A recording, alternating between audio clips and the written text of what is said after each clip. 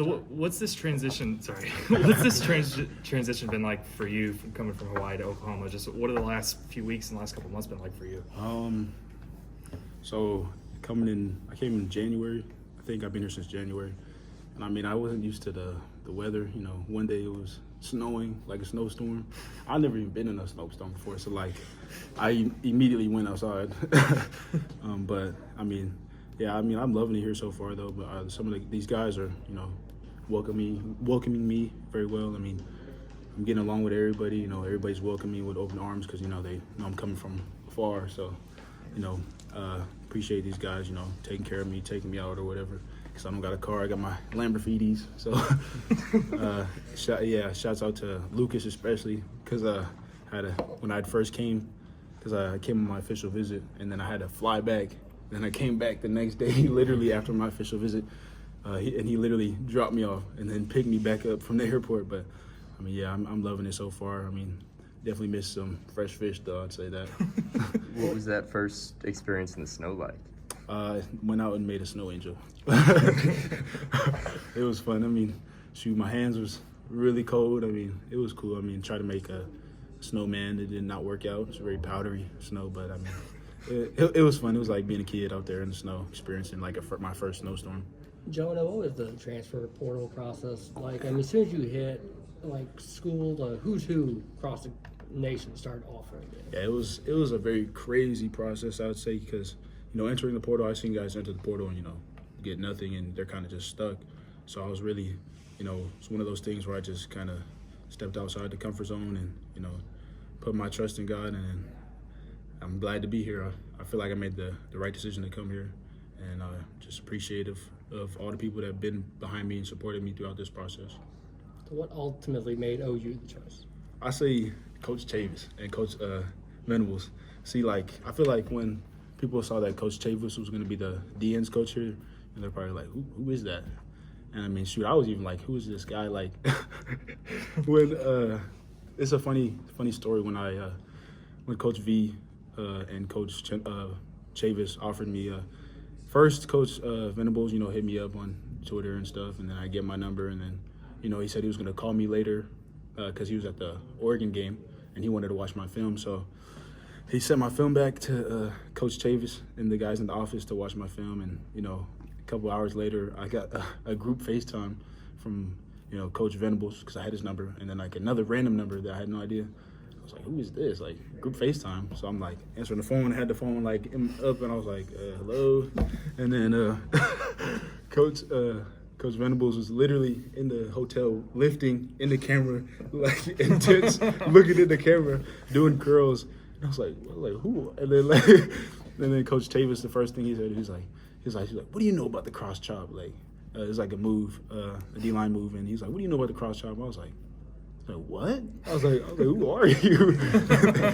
And then he flipped the camera and showed me he was watching my film. I was like, oh. And then you know, they had like a good synergy, and just how they were like talking to me. They were like, it was like they were freaking playing basketball, alley-ooping each other, talking to me, like passing dimes. I was like, dang. I was like, you guys are dropping facts and dimes, and I was like, dang. So I mean, just talking to them and building that connection with them, that relationship with Coach Chavis and Coach Venables, you know, that's really what got me. And I think, you know, a lot of people don't. I feel like he doesn't get enough praise as he should, Coach Chavis, because he's a great recruiter. I was like, Coach Chavis needs a raise or something because he's good at recruiting. And, you know, instantly I just fell in love with the Coach Venables and Coach Chavis, and, you know, I trusted those guys. You know, they kept it real with me. You know, in recruiting, a lot of times, you know, people get kind of like, you know, smoke blown up, you know, and, you know, they kept it real with me. You know, like, we want you to come here and, you know, obviously you have stuff you need to work on, but, you know, you're an experienced player, and, you know, we'd like to have you come. And, you know, building that relationship with them, I trusted them, and shoot, I'm glad I came. What were your just to expand on that? What were your initial impressions of Coach Chavis? Just what about him stood out to you? His energy, definitely. That's definitely something I wanted. Is, you know, coach with high energy. You know, is coming to work every day. You know, excited, happy, getting me pumped up. You know, because I'm a feed off of them every day, and so he keeps it the same every day. You know, it's never a bad day with him. You know, he's always happy, always excited to be here, always, you know, coming in. Literally came in today. We had donuts. He's like quizzing us. He's like, all right, quizzing us with our plays because we got a lot of plays. So he's like quizzing all the boys. Asking us what we got on this, what we got with this, and if you get it right, you got a donut. If you didn't, oh well. You mentioned the Lamborghinis. There were some guys that are driving around. Just guys in general that you've gotten particularly close with so far. Definitely the guys in the D line. They definitely welcomed me with open arms, especially Reggie Grimes. Shouts out to Reggie.